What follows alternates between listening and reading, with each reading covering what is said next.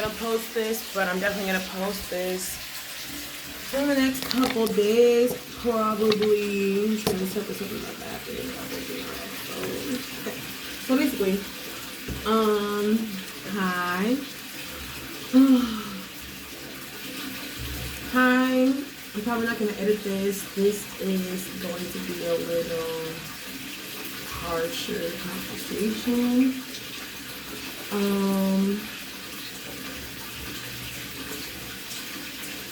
I have a lot of different aliases, I guess. Like for Xbox and Xbox Live, I'm Prince She if you want to play games. On the Xbox, obviously. On my band labs, I am The Alchemist for my Alchemist Journal podcast. It's gonna be something more along the lines of that. But it's like, I don't really hear anybody that has been in situations with pedophiles or some situations with pedophiles when we talk about the type of damage it does afterwards to your relationships and your sex life and stuff like that. From the ages of like 13 to 17, I mean, the first time I was helping him deal with a pedophile, I was like 6. But from the ages of 13 to 17, when you going through puberty and all that type of stuff, and you feel like you're consensually engaging with these grown-ass sex offenders, it does a lot to your body and your psyche, right? Because these people are always excited to fuck you, always willing to do anything for you, always willing to take you out and do this and do that. And I was the one that was very flattered by these predators, like willingness, supposed like verbal willingness and stuff to go to jail. Like it wasn't lost on me that these things were illegal. At the time I took a lot of pride in the fact that they were illegal. But now I'm 23 and it is very difficult to live a satisfactory life. Because my first experiences with attraction, dealing with people that weren't attracted to me, were all pedophiles, right? We're all grown-ass men. Of course, I had dealt with, like, rejection from my peers. On top of that, because I grew up in a pretty white neighborhood, so that also, like, affected me, too. But just, like, to this day, you can never really tell who likes you and who doesn't. And in terms of like romantic, sexual relationships, you're just never pleased and you never feel desired in the way that you have been programmed to think the desire works. Like if I had only wholesome, natural experiences with my peers, even if I had been like abused by my peers, at least I would understand what it looks like and what it means when someone in your age demographic likes you, and what it looks like and what it means to be able to integrate and have sex and have intercourse and all that type of stuff with people in my age range, you know what I mean, in a consensual, neutral way, not something that had power dynamic or something with heightened energy because it was illegal or because of this or because of that. And I just really wish people would talk about that more because, yeah, it's like worse than drugs. It's worse than using drugs. It messes up your whole mental state. I feel like in a lot of ways my psyche is like broken, and there are a lot of small things I don't understand, and I also don't extract like value and attraction the same way as a lot of my like female peers, like all these, and you're like sexually stunted to a certain extent, like you don't know.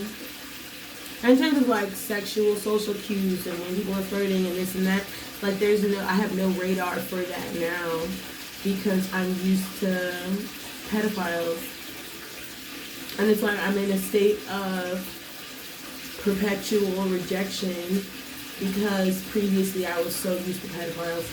So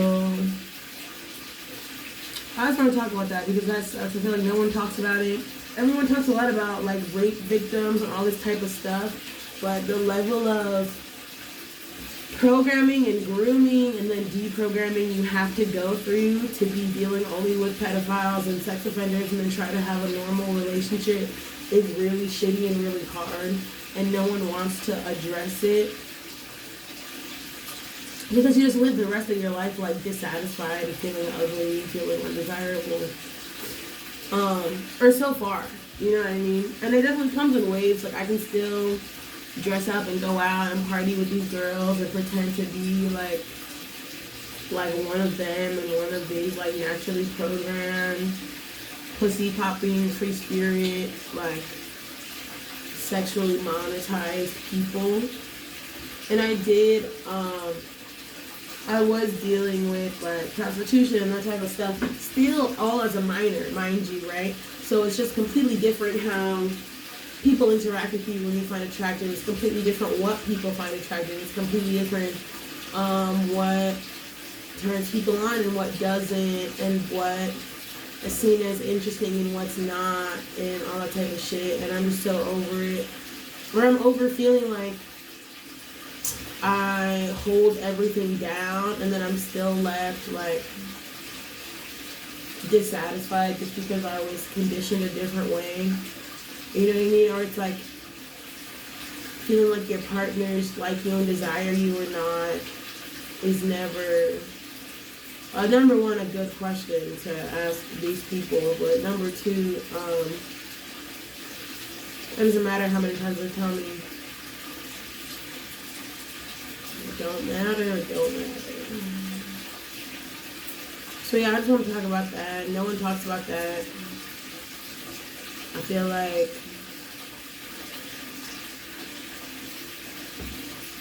yeah, it just affected me a lot. And like it affects your self-image, it affects whether or not you feel attractive or can process like people's attraction. It affects a lot of different stuff. And it's just so annoying. Like, the part of me that misses feeling desirable would definitely thinks that they would definitely give something for that, but the other part of me that like deals with so many people on a day-to-day basis and knows what I have and values the life and relationship that I have now knows that that's just never gonna happen, and I'm just gonna spend the rest of my life feeling like this. Even though it's not true and all that type of stuff, but for something that has mentally conditioned your brain, like it doesn't matter how many times you hear that it's not true. And it just doesn't matter, doesn't matter, doesn't matter. I'm just gonna have to be dealing with this feeling. So yeah, thanks for listening. Deuces.